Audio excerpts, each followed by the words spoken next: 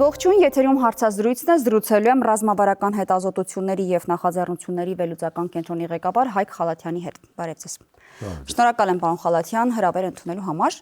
Պարոն Խալաթյան, վերջին շրջանում տեսակետները շատ են այն մասին, որ Միացյալ Նահանգներ Ռուսաստան հարաբերությունները կարող են ինչ-որ փուլում գնալ սերտացման, հաշվի առնելով Միացյալ Նահանգների եւ Ռուսաստանի Ուկրաինայի խնդրի վերաբերյալ բանակցությունների ընթացքը։ Արդյոք դուք համակարծիք եք սրա հետ, թե ոչ, եւ ինչ վերլուծություն ունեք, որքան է դրա հավանականությունը։ Ես չի ասած սերտացման, որովհետեւ փաստացի գնում են նոր աշխարհակարգի ձևավորում։ Ուկրաինայի պատերազմը ցույց տվեց, որ այն ծրագիրը, որ կան Ռուսաստանին ռազմական պարտության մատնելը չիրականացան, հակառակը Ուկրաինան է պարտություն կրում եւ փաստացի այն սկանդալային հանդիպումը Զելենսկու եւ Տրամպի, որ եղավ Սպիտակ տանը, եթե ամբողջ էմոցիաները գցենք մի կողմ, փաստացի Տրամպը Զելենսկուն եւ փորձում է բացատրել, որ այժմ այս կոնֆլիկտը ունի 3 ճանապարհ։ Առաջինը շարունակվում է նույնիսկ այս ներկա օգնության պարապմունքը միևնույն է Ուկրաինան պարտվում է, եթե Զելենսկին չի համաձայնվում Տրամպի առաջարկին, ԱՄՆ-ն դադարում օգնությունը ավելի շուտ է այդ պարտությունն լինում։ Այն ինչ որ Զելենսկին ուզում է, այն ամենաթեժ պահը Զելենսկին ասում է պետք է գարանտիաներ եւ օգնել երաշխիքներ եւ այլ օգնել, Տրամպը փորձում է բացատրել, որ դա նշանակում է երրորդ համաշխարհային վտանգ, որովհետեւ եւ բացատրում, որ մենք Ուկրաինայի համար չենք մտնի միջուկային գերտերության հետ երրորդ համաշխարհային մեջ Ուկրաինայի պատճառով դա անհնար է, որ անդադ Զելենսկուն ասում է դու խաղ ես անում երրորդ համաշխարհային հետ։ Եվ երրորդ տարբերակը ինչ որ Տրամպն էր առաջարկում Զելենսկուն, այն իր ծրագիրը ասում է, քանի դեռ պարտությունը Ուկրաինայի ակնհայտ չի, ավելի քիչ կորուստներով թույլ տուր մենք Ռուսաստանի հետ հաշտության գանք, որովհետեւ դու ավելի քիչ կորցնես, որովհետեւ իշքան պատերազմը շարունակվի, հասկանալ է դա բերել նոր անհաջողություններ Ուկրաինայի մարտի դաշտում, Ռուսաստանի պահանջները ավելի են մեծանալու եւ ավելի կոշտ են լինելու, որովհետեւ նույնիսկ այս բան հաշվի առնելով ինչ մոտեցումներ է Ռուսաստանը հայտարարում կոնֆլիկտը դադարեցնելու համար եւ այն մոտեցումները, որ Տրամպն է հնչեցնում, նույնիսկ այս ֆոնին, որ շատ դրական է երևում, այսպես երկխոսություն է սկսել, մեծ կասկածներ կային մոտ, որ ի վերջո դա կբերի հաջողության։ Բայց ինչու։ Որովհետեւ տեսեք, ռուսական կողմի պայմանները որոնք են, դա այն այսպես կոչված Ստամբուլյան պայմանավորվածություններն են 2022 թվականի, որից Ուկրաինան հրաժարվեց Բրիտանիայի եւ չեմ բացառում նաեւ այն ժամանակվա ԱՄՆ-ի վարչակազմի խորհրդով, իսկ նա իրենց ինչ են ենթադրում, որ բացի այն շրջանից այն ժամանակ խոսքը գնում է միայն Դոնբասի, DNR-ի եւ LNR-ի մասին եւ Ղրիմի մասին, այդ հրաժարվելու Ուկրաինայի, նույնիսկ այնտեղ պահանջ չէր դրվում, որ թղթի վրա Ուկրաինան հրաժարվի, այլ տարածքը հանձնում կարող է հաշվել իր կողմից վիճելի տարածքներ, բայց ամենակարևորը դա բանակի սահմանափակում, դա պարտավորություն ՆԱՏՕ անդամ չդառնալ, դա այսպես կոչված դենացիֆիկացիան է, դա ծայրահեղ ազգայնական կազմակերպությունների արգելում է Ուկրաինայում եւ այլն, եւ նույնիսկ այն ժամանակ Ռուսաստանը պահանջ չէր դնում ԵՄ-ի անդամ դառնալ կամ չդառնալու մեջ, նա ասում է դա տնտեսական ոլորտում ինչ ուզում է կարեք, կարևորը անվտանգային ՆԱՏՕ-ներ։ Բացի անվտանգային ոլորտի, Ռուսաստանը շատ անվտանգային հարցեր են հետաքրում։ Բայց այս պահին նու գոնե ամենաբարձր մակարդակով ես նկատում եմ նախագահային, արտգործնախարարին Ռուսաստանի այդ պահանջներին գումարվել է ոչ միայն արդեն Դոնբասը, այլ նաև Զապորոժիան, Խերսոնը եւ ամենակարևորը ոչ թե այն տարածքները, որոնք այս պահին են ռուսական վերահսկողության տակ, այլ այդ մարզերի ամբողջ տարածքը ըստ 2014 թվականի նույն Ուկրաինայի սահմանադրության կամ Ռուսաստանի արդեն սահմանադրության ամբողջական մարզը։ Հիմա եւ ընդհանրապես ունենք ՆԱՏՕ անդամ չդառնալ, մենք տեսնում ենք դրա դեմ դժգոհություն կա հատկապես եվրոպական երկրներում, եթե բայց համաձայն եմ, բայց այդտեղ մի հատ կետ կա, որը նույնպես շատ խնդրահարույց է ռուսական կողմի համար եւ չեմ պատկերացնում, թե այդ կետը ոնց է լուծվելու։ Օրինակ տեսեք, նույն Ֆրանսիան, Մեծ Բրիտանիան առաջարկում են զորախմբեր ուղարկել Ուկրաինա։ Խաղաղապահներ։ Չնայած նույնիսկ այս պահին նրանք պահանջում խնդրում են ԱՄՆ-ի աջակցություն այս հարցում, հասկանալով որ իրենց ուժերով միայն չեն կարող։ Չնայած դա էլ է տարօրինակ խաղաղապահներ ուղարկեն, բայց դրանք ոչ թե շփման գծում պետք է լինեն, այլ թիկունքում։ Եվ ստեղ արդեն կարելի ասել այսպիսի դժգոհություն է առաջացնում ռուսական կողմի մոտ, որովհետև նրանք ասում են, ստացվում է այսպես, Ուկրաինան ՆԱՏՕ չի գնում, բայց ՆԱՏՕ-ն է գալիս Ուկրաինա, փաստացի ՆԱՏՕ-ի զինվորականները հայտնվելու են իբր խաղաղապահների կարգավիճակով Ուկրաինայում եւ Ռուսաստանը դրան կտրուկ դեմ է այս պահին։ Իսկ Վաշինգտոնը ինչ կանի այդ առաջարկության հետ։ Մենք տեսնում ենք, տեսեք, ռուսական կողմը ինչից է օգտվում ԱՄՆ-ի հետ հարաբերություններից։ Ակնհայտ է, որ ԱՄՆ-ն ունի լուրջ ֆինանսական խնդիրներ։ Մենք տեսնում ենք, դա ոչ միայն Ռուսաստանի հետ կապված է, ընդհանուր այդ կրճատումները ծախսերի, որի դրսևորումներից մեկը եղավ USAID-ի ֆինանսավորման կրճատումը, բայց տարբեր այլ ծրագրեր։ Այն Մասկի մենք տեսնում ենք Մասկի գլխավորությամբ տարբեր գերատեսչությունների աշխատողների կրճատում եւ այլն, որտեղ արտաքին պարտքը դա ահռելի թվեր է ասել։ Ես չգիտեմ մեր ռուսադիտողները տեղյակ են թե չէ, բայց օրինակ Պենտագոնի ծախսերը գերազանցում են առաջի 10 այդ ամենամեծ ռազմական բյուջեն ունեցող երկրները, 9 երկիրը միացնենք իրար, ավելի քիչ են ծախսում պաշտպանության վրա, քան միայն ԱՄՆ-ն։ Բայց արտաքին պարտքի սպասարկումը ավելի մեծ գումար է, քան ԱՄՆ-ն տրամադրում է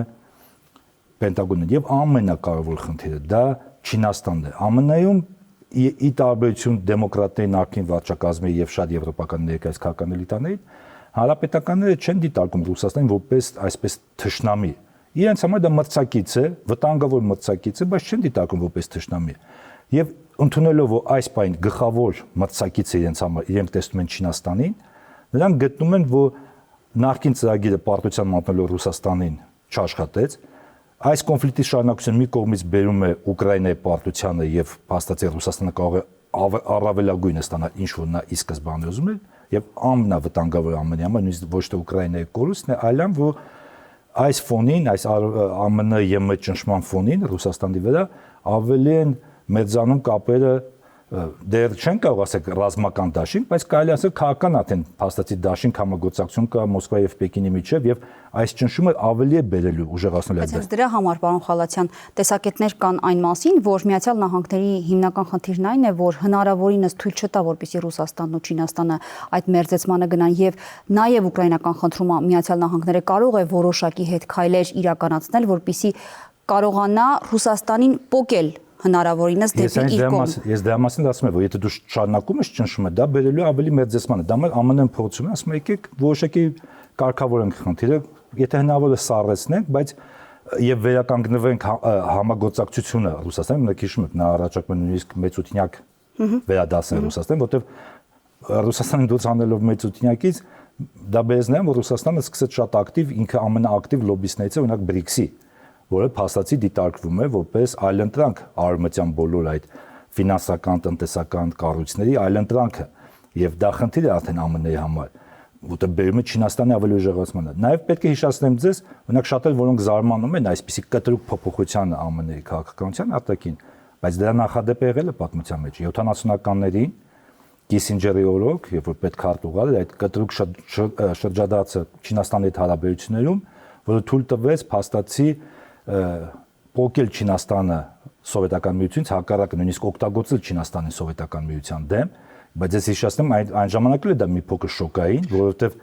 դա 70-ականների կեսն էր, մի քանի տարի դրանից առաջ Վիետնամի պատերազմը նոր էր ավարտել, որտեղ նույն Չինաստանը սովետական միության հետ փաստացի օգնում էր վիետնամացիներին հաղթել ԱՄՆ-ին, այնտեղ շատ տարօրինակ ռեժիմ էր, որտեղ Մաո Ցեդունը ի համեմատություն ունակ սովետական միության իշխանությունների, հիշում եք այդ մշակութային հեղափոխությունը, այն տարբեր անհասկանալի նախաձեռնությունները, որոնց արդյունքով միլիոնավոր մարդիկ են Չինաստանում զոհվել, ռեպրեսիաներ եւ այլն, իսկ 70-ականների սովետական միությունը արդեն կարելի ասել շատ ավելի մոտ էր արևմուտքին, այդպիսի ոչ ռեպրեսիաներ կային, բայց դա ԱՄՆ-ի իշխանություններին չկանգնեցրեց այդպիսի եւ նույնիսկ Չինաստանին վերադարձեցին ՄԱԿ-ի անվտանգության խորհրդում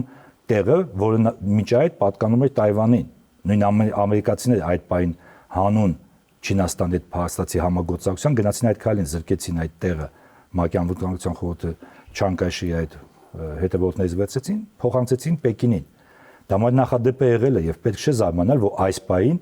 փաստացի նույն հնարքը ուզում են հակառակ օգտագործել։ Այն ժամանակ Չինաստանին էին օգտագործում սովետական միությանն ու փաստացի Ռուսաստանի դեմ։ Հիմա փորձելու են Ռուսաստանին փոկել Չինաստանից եւ թույլ չտալ այդ դաշինքը ավելի ամրապնդվի։ Ձեր խոսքից հասկացվեց, որ դուք կարծում եք, որ Ուկրաինան այսպես թե այնպես պարտված է դուրս գալու եւ հետեւաբար միգուցե մտածում եք նաեւ, որ հաղթանակը լինելու է Ռուսաստանի կողմը։ Իհարկե ձեր տեսակետին հակադիր տեսակետներ շատ կան, որ օրինակ են բերում ռուսական տնտեսության վիճակը ներկա։ Ռուսական տնտեսության վիճակը խնդիրներ ունի, բայց շատ նորմալ։ Եթե նույնիսկ այստեղ Ուկրաինան պարտված դուրս գա, ապա Ռուսաստանը հաստատ հաղթանակած դուրս չի գալու։ Այդուամենայնիվ, եթե այս պատերազմը ավարտվում է, աճ է գրանցում։ Եթե դուք գաք Մոսկվա, իմ այս չեմ ուզում պաշտպանել։ Իհարկե խնդիրներ կան, ու դա բնական է, բայց կներեք, Արևմտյան Եվրոպայի կամ ԱՄՆ-ում տնտեսական խնդիրներ չկան։ Նույնիսկ այս կոնֆլիկտը ամբողջ համաշխարհային տնտեսության վրա է ազդել, այնպես չէ, որ մեկի վրա շատ ուժեղ է ազդել, ռուսական տնտեսությունը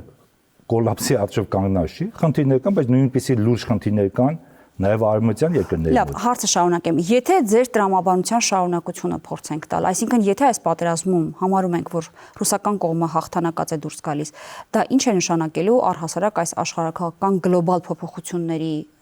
դասավորության պայմաններում։ Դե սկսնայից ակնհայտ է, որ այս ամեն ինչը լինելու Ուկրաինայի ժողովրդի եւ Ուկրաինայի հաշվին, եւ դա սпасելի է։ Դա շատ սпасելի է։ Ես ինքս Ուկրաինայի հետ լավ հարաբերություն եմ, ես ինքս ավարտել եմ ուկրաինական դպրոց, լավ կապ է, երբ որ ես նույնիսկ այս պատերազմը 22 թվականի արդեն որ բարձր էր, որ գնում է կոնֆլիկտի, ես երբ որ հարցազրույցներ էի տալիս, իմ ուկրաինացի ծանոթները ինձ նեղանում էին, ես ասում էի Ուկրաինային սпасելու է Աֆղանստանի եւ Սիրիայի ճակատագիրը, իրենք ինձ նեղանում են, ասում են հայք ինչու ես այսպեսի համեմատություն անում, եւ ես նրանց ասում եմ, ես հասկանում եմ ինչ շահեր է տապնդում ԱՄՆ-ն այս հարցում, ես գիտեմ, հասկանում եմ տրամաբանական ինչ շահեր հետապնդում Ռուսաստանը այս կոնֆլիկտում դեռ պատերազմը չես գել, բայց ասում եմ իմ համար անհասկանալի է թե դուք ինչու եք մտնում մի խաղի մեջ, որի ամբողջ վնասը կրելու է ձեր երկիրը եւ ձեր երկրի հաշվին այդ գերպետությունը իրենց հարցերն են լուծելու։ Հիմա տեսեք այս պատերազմը ինչով էլ ուզում է ավարտվի, օրինակ պատկերացնում ենք ԱՄՆ-ն շատ ձեռնտու Ուկրաինայի համար պայմաններ է կարողանում սակարկել Ռուսաստանի հետ բանակցություններում։ Ինֆրաստրուկտուրան ոչնչացված է, 10 միլիոնից ավել փախստականներ Ուկրաինայից եւ հասկանալի այդ մարդիկ առյուծի բաժինը եւ նույնիսկ իրենք են խոստանում այդ իշխանությունները Կիևի եւ եվրոպական երկրների չեն վերադառնալու քանդված երկիր։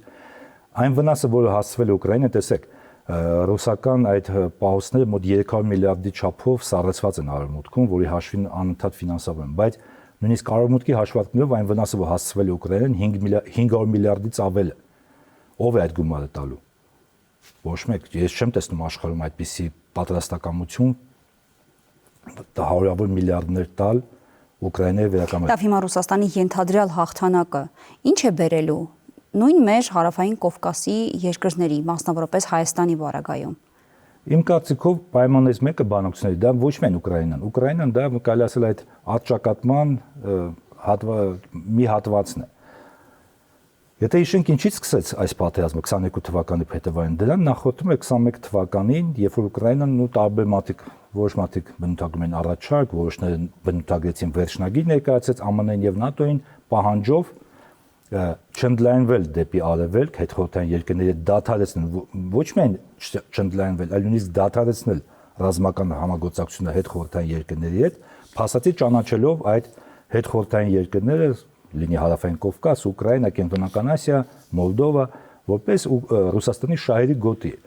Եվ ես կարծում եմ, որ այս բանակցություններին, որտեղ փաստացի որոշվել է ապագա այս միջազգային կարգը, Ռուսաստանը այս պահանջներից մեկը լինելու ԱՄՆ-ի հետ, որ մենք կարող ենք գնանք այլ տարածաշրջաններում զիջումների, պատրաստ ենք օրինակ այսպես չեզոք։ Բայց ազատությունը նորից վերադարձնենք հետխորհրդային տարածքի վրա։ Այո, դուք համաձայնվում եք, որ դա մեր շահերի գոտին է լինելու։ Վեսպարագայում դա ինչ է նշանակելու Հայաստանի համար։ Դա նշանակելու է այն, որ այն ճանապարհը, որ Հայաստանը վերցել է, սկսած եվրոինտեգրացիայից, որը արդեն մենք տեսնում ենք, որ Հայաստանի իշխանությունները դիվերսիֆիկացիայի կասեր կառավարությունը։ Ну, այդպես չեն կարող, որտեղ տեսեք, նույնիսկ այդ երկրորդ ընթացմամբ, երբ որ այդ օրինագիծը քննարկվեց ազգային ժողովում մի քանի օր առաջ, ես հետևում էի։ Հանձնաժողովում, այո, հանձնաժողով, ես հետևում էի, այնտեղ փոխնախարար Պարուհ Հրավանյանը շատ հետաքրքիր հայտարարություններ արեց, ասում է, դա արդեն որևէ կոնկրետ քայլ չի ենթադրում, դա միայն թե ուղերձ է եվրոպական միությունը, որ մենք ուզում ենք ձեռք դնել, բայց հիմա տեսեք նույն հացին մյուս անկյունից նայենք, Մոսկվայի աչքերով նայենք, ստացվում է ուղերձ է Մոսկվային, որ մենք չենք ուզում ձեռք լինել, բայց ստիպված որոշ ժամանակ լինելու ենք ԵԱՏՄ-ում եւ օգտվելու ենք այն օգուտներից, որը տալիս է Ռուսաստանը եւ ԵԱՏՄ-ը, նկատի ունեմ շուկան, ավանդական, նկատի ունեմ շատ ցածր գնով գազ, որը որևէ մեկը պատրաստ չէ տրամադրել Հայաստանի ներկապային, եւ այս параգրաֆում շատ հետաքրքիր օրինակ նույն հարևան Վրաստանի փոցը։ Տեսեք, Հայաստանում շատ հաճախ քննարկում են այն, թե Ռուսաստանը ինչ պատասխան քայլերի կարող է գնալ, եթե Հայաստանը այս գործընթացը շարունակի, նո պատժամիջոցներ եւ այլն, գազը դադարի, բայց նույն Վրաստանի եւ ԵՄ-ի միջև այս վերջի խնդիրը կոնֆլիկտը ինչից ստեղծվեց։ նրանից, որ Եվրոպական միությունը պահանջում էր Վրաստանից որպես ասոցիացիան համաձայնագիր ստորագրած երկիր եւ Եվրոպական միության անդամ ցանկացող երկիր ուզում է դառնալ եւ ԵՄ անդամ, պատժամիջոցներ շատ իրենց եվրոպական Եվրոմիության ծավալով պատժամիջոցներ մտցնի Ռուսաստանի դեմ։ Վրաստանի իշխանությունները ասում էին ոչ, որտեղ դա որևէ լուրջ վտանգ չի տալու Ռուսաստանի տնտեսությանը, բայց մեր տնտեսության համար կարող է մահացու լինել, ու դրանից հետո արդեն ավելացան, հիշում եք, այդ երկրորդ ճակատ բացելու կոչերը, որը նույն Վրաստանի իշխանությունների խոսքերով, որ իրենցից պահանջում էին բացի այդ պատժամիջոցներից նաև երկրորդ ճակատ բացել Ռուսաստանի դեմ։ Եվ հիշեք, դա էլ է շատ հետաքրքիր, վերջի ընտրությունների ինչի շնորհիվ իշխանությունները կարողացան հաղթել։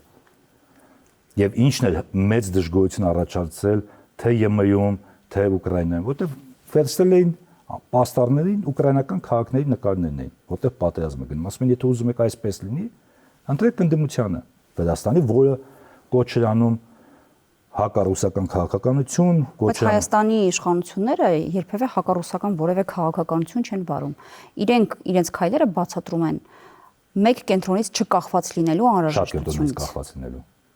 Վարչապետի խոսքերը։ Վարչապետն ասում է շատ կենտրոններից կախված լինելը դա կարող է անկախություն համարվել։ Ես ասում եմ, որ Հայաստանի քաղաքական իշխանությունները երբեք հակառուսական քաղաքականություն չեն վարում այն տեսանկյունից, որ իրենք ասում են, մենք չենք ուզում մեկ կենտրոնից կախված լինել, մեզ հարկավոր է դիվերսիֆիկացված քաղաքականություն եւ դա բացատրվում է նաեւ Եվրամիության ուղղված քայլերով։ Տեսեք, Ռուսաստանը երբեք դիվերսիֆիկացիայի դեմ չի եղել։ Երբ որ ես ինքս գործի բնույթով հաճախ եմ շփվում ռուս փորձագետների հետ, եւ նրանք նշում են, ասում են, խնդիրը Մոսկվայում խնդիրը դիտարկվում ոչ թե նրա մեջ, որ Հայաստանը փորձում է դիվերսիֆիկացիա անել, իսկ դիվերսիֆիկացիան իրենց ինչ է ենթադրում, երբ որ դու պահպանում ես քո հին ընկերոջը, դաշնակցին, ձեր քեզ բերում նոր դաշնակիցներ, նոր գործընկերներ։ Բայց Հայաստանը չի հրաժարվել իր հին եւ հիմնական դաշնակցային գործընկերությունից։ Իրենց խնդիրն է, որ ասում է, դուք փորձում եք ոչ թե նոր ընկերներ ձեռք բերել, դուք փորձում եք փոխարինել Ռուսաստանի նոր ընկերներով, նոր դաշնակիցներով։ Ես իզուր չհիշատակեցի Պավիլ Հովհաննիսյանի խոսքերը ազգային ժողովի այդ հանձնաժողովի նիստում, որտեղ ասում է դա ուղղված է Եվրոպական միությանը։ Հիմա իրենց կարծիքով դա այդպես է երևում, բայց ցանկացած նեյտրալ մարդու աշխարհում, ես չեմ ասում Մոսկվայի, նեյտրալ մարդու աշխարհում դա այսպես է, մենք չենք ուզում Մոսկվայի հետ լինել, մենք ուզում ենք ԵՄ-ի հետ լինել։ Բայց աստե հաց է ցակում։ Եթե քո տնտեսությունը ամբողջությամբ կախված է Ռուսաստանից, երբ որ դու ստանում ես այդ գներով գազ եւ այլն, դու նշանակում Մոսկվան ասում ես, դե մենք ստիպված մի քանի տարի էլ ձեր հետ կլինենք, մինչեւ ԵՄ-ն պատրաստ լինի։ Եվ ամենակարևորը դուք որևէ պաշտոնական հրավեր Բրյուսելից տեսել եք։ Պարոն Խալիցյան, սա գործընթաց չի Եվրամիություն բանալու։ Սա ուղղակի քաղաքական կամքի դրսևորում է կամ հանրային կամքի ի ցույց դնում է, որ մենք կիսում ենք եվրոպական արժեքները եւ ցանկություն ունենք այդ ճանապարհով շարժվել։ Բայց քաղաքական ղեկավարությունը քաղաքական ղեկավարությունը երբևէ չի ասել, որ մենք մի դաշնակցին փոխարինում ենք մեկ այլ դաշնակցով։ Այդպես է դուրս գալիս։ Փաստացի քայլերը հետեւյալն են. մենք շարունակում ենք ՀԱՊԿ-ի անդամ մնալ։ Ռուսաստանը համարվում է մեր թիվ 1 ռազմավարական դաշնակիցը։ Մենք ԱՊՀ-ի անդամ ենք, այսինքն որ կետով ենք մենք ցույց տվել, որ հակառուսական որևէ քայլ է կատարվում։ Հարաբերությունների որոշակի ճգնաժամը միգուցե ինչ որ միտեղ քննարկելի է եւ դրանում նույնիսկ կան պատճառաբանություններ։ Բայց մենք կարող ենք հիմա գնալ այլ թեմա, սկսենք ՀԱՊԿ-ից եւ այլն։ Բայց ելեմ ասում, նույն այդ ԵՄ օրինակի, օրինակ Հռոմի ստատուտը, որ Հայաստանը վավերացեց, ինչ տվեց Հայաստանին։ Իսկ ինչով խանգարեց Հայաստանը, ինչով վնասեց օրինակ հայ-ռուսական հարաբերություններին։ Որովհետև դա դիտարկվեց, որ այն ֆոնին, երբ որ այդ դատարանը որոշում ընդունել Ռուսաստանի նախագահի հանդեպ, Հայաստանը վավերացում է, ես էլ եմ ասում, երբ որ դու տեսեք, ցանկացած իշխանություն, երբ որ մի քայլ անունն է, նա պետք է հաշվարկի, թե օգուտը ավելի շատ է լինելու, քան հնարավոր ռիսկերը եւ վտանգները։ Այս պարագայում այն վնասը, որ այդ որոշումը տվեց, շատ ավելի մեծ է, քան օգուտը, որը մենք նույնիսկ չենք էլ տեսել։ Հիմա նույնը ԵՄ-ի հետ քայլը։ Երբ որ դու այդպիսի գործընթաց ես սկսում, դու գոնե պետք է պաշտոնական Բրյուսելից գոնե որոշակի ժեստեր տենաս։ Դու ժեստերը չես տում, հասկանում եք, խնդիրը ստացվում է sense, դու փչացնում ես հարաբերությունները մեկի հետ եւ հիմա մենք շատ կարող ենք քննարկենք, հիմա ճիշտ է եվրոինտեգրացիան, ճիշտ է Ռուսաստանի հետ եվրասիական, բայց դու գոնե պետք է մի բան ստանաս, փոխարինները ինչ-որ կորցնում ես։ Մենք ստացվում է դու հարաբերությունները փչացնում ես, բայց նույնիսկ չես ստանում այն, ինչին ակնկալում ես։ Դա խնդիր չէ Հայաստանում, իմ կարծիքով խնդիր է։ Գոնե Եվրամիությունից որոշակի չափով Հայաստանը հիմա զինված ուժերի համար թեկուզ ոչ հարձակողական անհրաժեշտության որոշակի օգնություն օժանդակություն ստանում է։ Դա օգնում է փոխել դիսբալանսը։ Իսկ դա ինչով է վնասում հայ-ռուսական հարաբերություններին։ Տեսեք, եթե Հայաստանը Մենակ Ռուսաստանը անհրաժեշտության պահին, պարոն Խալաթյան, Հայաստանի կողքին կանգնած չի եղել։ Տեսեք, չէ, դե շատ կան քննարկենք այդ թեման, բայց տեսեք, դաժե նույնիսկ վերադառնալու այդ ձեր ասացին։ Եթե Հայաստանը մնալ ՀԱՊԿ անդամ երկիր, շարունակեց զորավարժությունները ՀԱՊԿ-ի շրջանակներում եւ միևնույն ժամանակ, ինչպես նախկինում էր արվում եւ այդպիսի դժգոհություն Մոսկվայից չկար, նույն արևմտյան երկրների հետ զորավարժություն անել, այդ նույն օգնությունը ստանալ։ Ես հիշեցնեմ, որ նախկին իշխանությունների օրոք մենք Հունաստանի հետ ենք սկսել, Ֆրանսիայի հետ, նույնիսկ մահացու զինատեսակներ ենք ստացել, որի մասին այժմ մոռանում են, բայց դա դու կանխատեսելի ես եղել եւ քո քաղաքականությունը հասկանալի եղել քո գործընկերների եւ դաշնակիցների համար։ Խնդիրն նրանում է դու այս պահին կորցնում ես Ռուսաստանի հետ լավն է, վատն է, բայց մենք տեսնում ենք, որ նույնիսկ Ֆրանսիան ամենահայաստանին մոտ երկիրը ԵՄ-ում պատրաստ է թղթի վրա որևէ երաշխիք տալ Հայաստանին։ Ինչ երաշխիք պիտի տա Ֆրանսիան։ Եթե մեր ռազմավարական դաշնակիցը մեզ թղթի վրա որևէ երաշխիք չի տալիս, ինչու պիտի Ֆրանսիան երաշխիք տա։ Դե ուրեմն գետի վրա չունենք։ Թող ձևական տա, թող Ուկրաինային տվել են։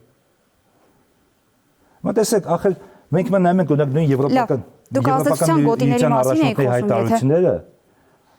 երբ որ այդ շատ են սիրուն բառեր մի կողմից դնում, երբ որ էության ես նայում այդ հայտարարությունները, գիտես ինչ, ես օրինակ հետաքրքրներ ես եթե Ուկրաինայի քաղաքացիները ոնց են դա դիտարկում, այնտեղ այսպես են ճում։ Դե եկեք զենք տանք, մեկը Ուկրաինան չի կարող գրի, բայց մի քանի տարի կշահի մեր համար, թող ուկրաինացիները զոհվեն, մի քանի տարի շահեն մեր համար, դա ցինիկ չէ։ Կամ նույն Մակրոնի հայտարարությունը ասում է, եթե մենք տեսնենք, որ Ուկրաինան կրվում է բացահայտ, մենք կարող է զորք ուղարկենք։ Հիմա հարց է ծագում, եթե դու պատրաստ ես զորք ուղարկել Ուկրաինայի օգնությամբ, ինչու այժմ չես ուղարկում, երբ որ դա ավելի մեծ օգուտ կտա, դու սպասում ես ավելի կոտորվի Ուկրաինայի բնակչությունը, բանակը եւ այլն, նոր քո շահերից ելնելով, ասես դե որ թույլ չտանք Ռուսաստանը վերջնական հաջողության հասնի, որոշ տարածքներ պայման։ Լավ, պարոն Խալաթյան, Հայաստանը հիմա ո՞նց պիտի դիրքավորվի Ռուսաստանի նկատմամբ։ Հաշվի առնելով, որ ռուս-ուկրաինական պատերազմի ելքը ըստ ձեզ կարող է լինել ռուսական հաղթանակով։ Պիտի ապավինի Ռուսաստանին։ Պետք է փոխի նորմալ հարաբերություններ կառուցի Ռուսաստանը։ Դա ո՞րն է։ Դա չանել բացահայտ հակառուսական քայլը ինչ որ անում է, եւ գոնե ել եմ ասում ցանկացած քայլ անելուց առաջ հաշվարկել այդ քայլի օգուտը ավելի մեծ է լինելու, քան վնաս։ Իսկ մեջքով շրջվի արևմուտքին առհասարակ։ Տեսեք, դա նույնիսկ Ռուսաստանի անցնենք մի կողմ, այն ԱՄՆ-ի ստորագրված խարտիան ռազմավարական գործում կարևոր փաստաթուղթ է, լավ փաստաթուղթ է, բայց ինչ պայմաններում է ստորագրվում, ում հետ է ստորագրվում, իմաստը որն է դա ստորագրելու այս պայն։ Գիտեք ինչ, եթե դա լիներ օրինակ Բուշ-Օբամա այս փոփոխության ժամանակ կամ օրինակ Կլինտոն-Բուշ կցեր փոփոխության ժամանակ, գոնե ես դա մեջ որոշակի տրամաբանություն կտներ, որտեղ ժառանգականություն կլիներ ԱՄՆ-ի քաղաքականության մեջ, բայց հասկանալով ԱՄՆ-ի նույն այս ներկա նախագահի Տրամփի վերաբերմունքը Բայդենի նկատմամբ հիշում եք ինչպիսի վիրավորանքներով էր դիմում Բայդենի նույնիսկ Զելենսկու հանդիպման stupid president եւ այլն։ Ակնկալել, որ Տրամփը գալու է, եթե 3-4 օր հետո Տրամփը արդեն պարտականություն են սկսելու կատարել նախագահի, ակնկալել, որ նա շարունակելու է։ Հիշում եք մեզ ինչ էին համոզում, թե մեր ԱԳՆ-ն, որ մի 2 շաբաթից գալու են սահմանապաններ ամերիկյան, ուրեմն եկան։ Ես վստահում եմ, այս տարվա մեջ չեն գա։ Որտեղ Տրամփին այս բaragում չի հետարկում մի փաստաթուղթ, որ ուղղակի մի քանի օր հետո իր իշխանություն գալուց առաջ նախքին վարչակաց մեր կողմից Դուք պնդում եք, որ այդ փաստաթուղթը ինչ-որ կերպ վնասել է հայ-ռուսական հարաբերություններին։ Դա դիտարկվել է որպես Բայց ռուսական ինչ ազդանշաններ եկան այդ փաստաթղթից։ Չէ, հիմա դա մեմ, այդ փաստաթուղթը ինչ տվեց Հայաստանին կոնկրետ։ Բայց ինչով խանգարեց Հայաստանին այդ փաստաթուղթը։ Դա դիվերսիֆիկացման քաղաքականության արտահայտությունից դիվերսիֆիկացեց։ Իմ ասածը չեք հասկանում։ Դիվերսիֆիկացեց այդ փաստաթուղթը, բացի որը ընկալվեց Ռուսաստանում այդպես հակառուսական։ Okay, եթե ես տեսնեի, որ դրանից կոնկրետ քայլեր հետո եղան ԱՄՆ-ի կողմից Հայաստանի նկատմամբ, օրինակ նույն այդ սահմանապահ այդ առաքելու փոցագետների ուղարկելը, որպեսզի ուսումնասիրեն վայել, ես գոնե կասկնել լավ, որոշ չափով։ Երկրորդը, էներգետիկայի հարցն ենք քննարկում, տեսեք, ռուսական Ռոսատոմի օգնությամբ ատոմակայանը մինչև 2036-37 թվականը երկարացած։ Հասկանում եք, չէ՞ որ անվերջ դու չես կարող երկարացնել 70-ականների վերջ կառուցված ատոմակայանը դու չես կարող անվերջ այդ ժամկետը շահագործման երկարացնես։ Պետք է կառուցել նոր ատոմակայան։ Այս պահին սեղանին կա մենակ մեկ կոնկրետ առաջարկ Ռոսատոմի կողմից։ Ավելին, այն պայմանը, որ առաջարկում է Ռոսատոմը, իսկ դա ոչ միայն Հայաստանն է, դա տարբեր երկրներում է, դա իր ոնց որ մրցակցային առավելությունը, երբ որ նա իր ֆինանսներով կառուցում է ատոմակայան, հետո հոսանքի սակագները հաշվի առնելով իր գումարները հետ է բերում եւ օգուտ է ստանում։ Այլ երկրներ, լինի Ֆրանսիա, ԱՄՆ, այդպիսի պայմանով երբեք ատոմակայան չեն կառուցում։ Դու ինքդ պետք է ճարես վարկային միջոցները կամ ինքդ դնես պետբյուջեից այդ ֆինանսավորումը։ Դա ամերիկյան մոդել էլ կա, որ առաջարկվում է։ Մենք սպասում ենք ամերիկյան այդ նախագծին։ Դե Ռուսաստանն էլ է մոդուլային պատրաստ կառուցել, հացը դանում չէ։ Բացի այդ տեսնում ենք, որ Հայաստանի իշխանությունները ձգձգում են, որտեղ ուզում են, որպեսզի ամերիկացիները կառուցեն։ Արդեն 25 թվականն է։ Ատոմակայան կառուցելը 1, 2, նույնիսկ 3 տարվա հարց չէ։ Դա շատ երկարաժամկետ, շատ ծախսատար նախագիծ է։ Վտանգ չկա, որ մենք սպասելով ամերիկյան ատոմականի կառուցմանը 2036-37 թվականին կարող մի իրավիճակում հայտնվենք, երբ որ որևէ ատոմակայան չունենանք։ Այդ պարագայում ինչ ենք անելու։ Դա մոտ պետք է առաջնորդել քո սեփական երկրի շահերով, իսկ այսպես թե այնպես դա պարտադրելու է, ես չեմ ասում, դու ամեն ինչում հլու հնազանդ լինես Ռուսաստան, բայց դու պետք է քո տնտեսության Դուք փաստացի ասում եք, որ պատերազմի ավարտից հետո կարող է լինել ազդեցությունների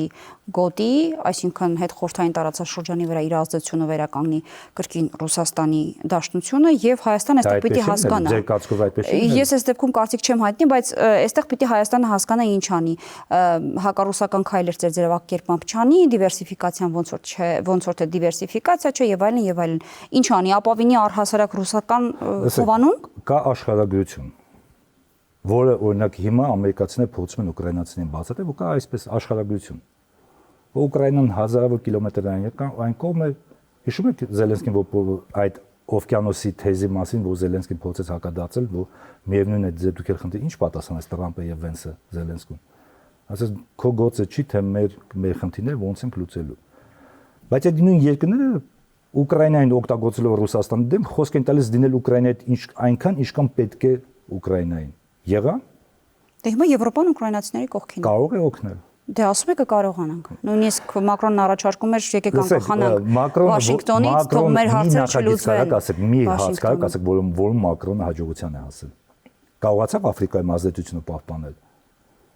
Ավանդական իր ազդեցության գոտին, երկրներ, որոնք մշակութապես, տնտեսապես կապված էին Ֆրանսիայի, չկարողացավ։ Նույն եվրոպական երկրները 1 միլիոն զինամթերք էին խոստվել Ուկրաինային, սնարյադներ էին խոստվել։ Նույնիսկ 1/3-ն էին հազիվ կարողացել ապահովել։ Ամփոփեք։ Համար այդպեսի ամփոփ-գորգոր հայտարարություններ։ Ինչու Զելենսկին այսպեսի իրեն պահելով այդպես Տրամպի հետ հանդիպմանը 3-4 օր հետո տեսակ վերջի գրառումով ասել Տրամպի ուժեղ առաջնորդությամբ մենք պատրաստ ենք խաղաղության, որտեղ նույն եվրոպական առաջնորդները այդպեսի հայտարարություն անեցին, փակ դռների հետևում ըստ առաջատար արևմտյան լրատվամիջոցների համոզում էին, պարտադրում էին Զելենսկուն ցանկացած գնով ընդհանուր լեզու գտնել Տրամպին, որովհետև հասկանում են, որ առանց ԱՄՆ-ի աջակցության իրենք ինքնուրույն չեն կարող ոչ Ռուսաստանի դեմ, ոչ էլ անհրաժեշտ օգնությունը ցուցաբերել Ուկրաինային, որովհետև փող տալով էլ զենքը չկա, զենքը պետք է միևնույն ԱՄՆ-ից գնվի։ Շնորհակալ եմ զրույցի համար։ Շնորհակալ։ Զրուցակիցս Հայ Խալաթյանն էր, կհանդիպենք։